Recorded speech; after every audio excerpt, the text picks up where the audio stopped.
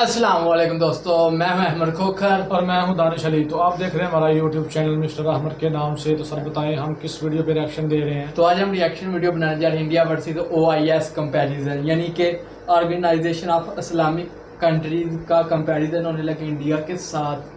तो देखेंगे इस्लामी जितने भी मुल्क हैं वो ताकतवर हैं या अकेला इंडिया। तो आपको क्या लगता है? वीडियो के बाद ही पता चलेगा, वीडियो देखकर ही पता चलेगा कौन सा ज़्यादा ताकतवर मुल्क है। बिल्कुल, ये नहीं बताया जाएगा ताकत वाला, ये नहीं, ये बताया जाएगा किस मुल्क ने सबसे ज़्यादा तरक्की की, इंडिया ने या इस्लामिक कंट्री ने। तो फिर रिएक्शन देते हैं। दोस्तों, ऑर्गेनाइजेशन ऑफ इस्लामिक कोऑपरेशन दुनिया में यूनाइटेड नेशंस के बाद दूसरा सबसे बड़ा इंटर गवर्नमेंटल ऑर्गेनाइजेशन है, जिसकी स्थापना का मुख्य कारण रहा 1969 में एक ऑस्ट्रेलियन व्यक्ति द्वारा जेरूशलम की अल अक्सा मस्जिद में आगजनी फैलाना, जिसके बाद इजराइल और अरब देशों के बीच बहुत ही ज्यादा दुश्मनी देखने को मिली थी। इसके बाद से ही दुनिया में मुसलमानों और उनके धर्म के साथ इस तरह की छेड़छाड़ न हो, इसके लिए सभी मुस्लिम मेजॉरिटी देशों ने मिलकर एक दूसरे के भाईचारे के दम पर शांति, सुरक्षा और विकास को बढ़ावा देने के लिए इस संगठन का निर्माण किया था। और प्रत्येक देश जहां पर मुस्लिम जनसंख्या मेजॉरिटी में है या अधिक प्रभावशाली है, वह इस संगठन का एक सदस्य देश बन जाता है। हालांकि भारत, जहां पर दुनिया की दूसरी सबसे बड़ी मुस्लिम आबादी रहती है और दुनिया की करीबन हर 10 में से 1 मुस्लिम भारत में पाया जाता है, इसके बावजूद भारत इसका सदस्य नहीं है, क्योंकि 1969 में जब भारत को इसमें शामिल होने का न्योता दिया गया था, तब पाकिस्तान ने इसका विरोध कर इसे रुकवा दिया था, क्योंकि पाकिस्तान का कहना ये था कि OIC के नियम के अनुसार इस संगठन को ज्वाइन करने वाले किसी भी देश का दूसरे मुस्लिम देश के साथ पहले से कोई विवाद नहीं होना चाहिए। ऐसे में भारत और पाकिस्तान के बीच जब तक सभी विवादों का निपटारा नहीं हो जाता, तब तक भारत को इसका सदस्य नहीं बनाया जाना चाहिए। इसके बाद फिर 2006 में फिर से सऊदी अरेबिया ने भारत को इसमें शामिल होने का अवसर दिया था। तब भारत ने इसे यह कहकर ठुकरा दिया था कि भारत एक सेक्युलर देश है और किसी धर्म के आधार पर बनाए गए संगठन का हिस्सा नहीं बनना चाहता। वहीं 2018 में फिर एक बार बांग्लादेश ने भारत को इसका ऑब्जर्वर देश बनाने की बात की थी, तब पाकिस्तान ने फिर से इसका विरोध किया था। फिर भी 2019 में UAE ने आबू धाबी में OIC के विदेश मंत्रियों की बैठक में भारतीय विदेश मंत्री सुषमा स्वराज को गेस्ट ऑफ ऑनर के रूप में इनवाइट जरूर किया था। अब यूं तो OIC को सबसे ज्यादा कंट्रोल करने वाले देशों में सऊदी अरेबिया और UAE जैसे देशों ने भारत को इसका सदस्य बनाने की पूरी कोशिश की थी, लेकिन क्योंकि पाकिस्तान, जो कि एकमात्र न्यूक्लियर पावर मुस्लिम देश है, और तुर्की का भी OIC में काफी बड़ा प्रभाव रहता है, और इनके हस्तक्षेप के चलते मुस्लिमों के कल्याण के लिए बने इस सबसे बड़े संगठन में मुस्लिमों की दूसरी सबसे बड़ी आबादी वाले देश को ही जगह नहीं दी जा रही है। फिलहाल चीन और म्यांमार में मुस्लिमों की दुर्दशा पर आंख मूंदे बैठे OIC का भारत के प्रति काफी कड़ा रवैया है। हालांकि इस संगठन के कई देशों से भारत के आपसी संबंध तो मित्रतापूर्ण हैं, लेकिन संगठन के स्तर पर भारत में मुस्लिमों की दशा और कश्मीर की दुर्दशा को लेकर OIC द्वारा कई बार भारत की कठोर निंदा की जाती है, जिसका कि भारत विरोध भी करता है, और OIC को किसी एक देश की भारत के प्रति नफरत के प्रभाव में आने से दूर रहने की सलाह भी देता है। तो दोस्तों, दुनिया के दूसरे सबसे बड़े धार्मिक संगठन के सामने दुनिया का सबसे बड़ा लोकतांत्रिक देश कितने पानी में है, ये जानने के लिए आइए करते हैं कुछ बेसिक फैक्ट्स और मिलिट्री फैक्ट्स के आधार पर OIC और भारत के बीच एक पावर कंपैरिजन। लेकिन वीडियो में आगे बढ़ने से पहले आपके लिए एक सवाल। हाल ही में OIC का 15वां समिट किस देश में आयोजित किया गया था, पाकिस्तान या सऊदी अरेबिया? अगर आपको इसका जवाब मालूम है तो कमेंट में लिखकर बताएं। साथ ही जानकारी पसंद आए तो वीडियो को लाइक एंड शेयर करते हुए चैनल को सब्सक्राइब करना ना भूलें। अब चलिए शुरू करते हैं। शुरुआत करें बेसिक फैक्ट से। तो भारत जहां पूरी दुनिया का 7वां सबसे बड़ा देश है और 2.4% ग्लोबल लैंड एरिया कवर करता है, तो वहीं OIC के सभी देश मिलकर दुनिया का 21.3% एरिया कवर करते हैं। दुनिया की टोटल पॉपुलेशन 800 करोड़ के लगभग होने वाली है। इसमें भारत की वर्तमान जनसंख्या, जो कि अभी अपडेट नहीं की गई है, ये भी करीबन 138 से 140 करोड़ तक पहुंच चुकी है। OIC के सभी देशों की कंबाइंड पॉपुलेशन 200 करोड़ के आसपास है। विश्व की कुल जनसंख्या में से करीबन 17.5% जनसंख्या अकेले भारत में निवास करती है, तो वहीं दुनिया की करीबन 25% आबादी ओआईसी देशों में निवास करती है। भारत की नॉमिनल जीडीपी 3.5 ट्रिलियन डॉलर से ज्यादा की हो चुकी है। ओआईसी के सभी देशों की कंबाइंड जीडीपी 11 ट्रिलियन डॉलर के करीब है। इसके बाद देखें air power and military facts.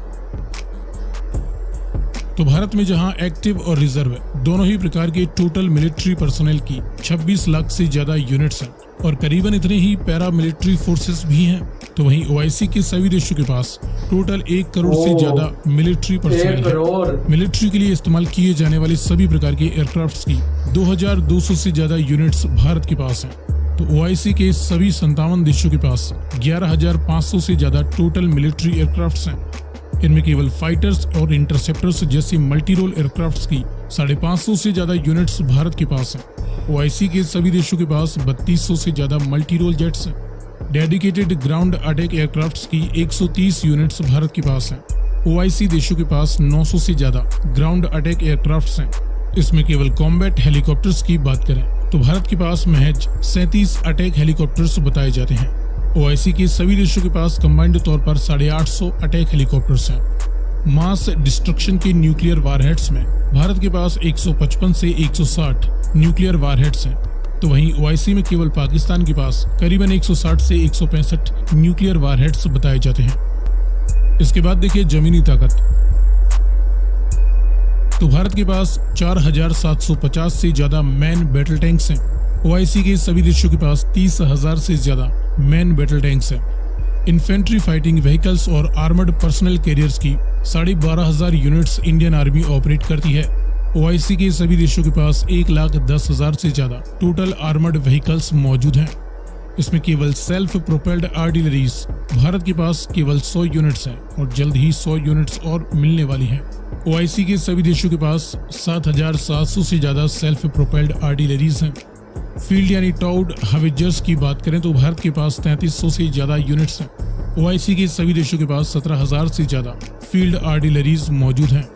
Multiple rocket launchers की 1300 यूनिट्स भारत के पास हैं। ओआईसी के सभी देशों के पास 6,800 से ज्यादा मल्टीपल रॉकेट लॉन्चर्स हैं। अब देखिए समुद्री ताकत। तो भारत के पास 2 बड़े एयरक्राफ्ट कैरियर्स इस समय मौजूद हैं। ओआईसी के सभी देशों के पास केवल 3 एयरक्राफ्ट कैरियर्स हैं। डिस्ट्रॉयर शिप्स में भारत के पास 10 बड़े डिस्ट्रॉयर शिप्स हैं। ओआईसी के सभी देशों में केवल 5 डिस्ट्रॉयर शिप्स मौजूद हैं। फ्रिगेट्स की जहां वर्तमान में 12 active units Indian navy operate करती है, तो ओआईसी के पास करीबन 100 फ्रिगेट्स हैं। वहीं भारत के पास अभय क्लास की अपनी 2 कॉर्वेट्स रिटायर होने के बाद अब केवल 21 कॉर्वेट्स एक्टिव हैं, तो ओआईसी के सभी देशों के पास 110 कॉर्वेट्स बताई जाती हैं।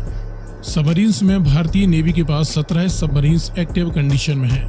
ओआईसी के सभी देशों के पास 95 सबमरीन्स हैं।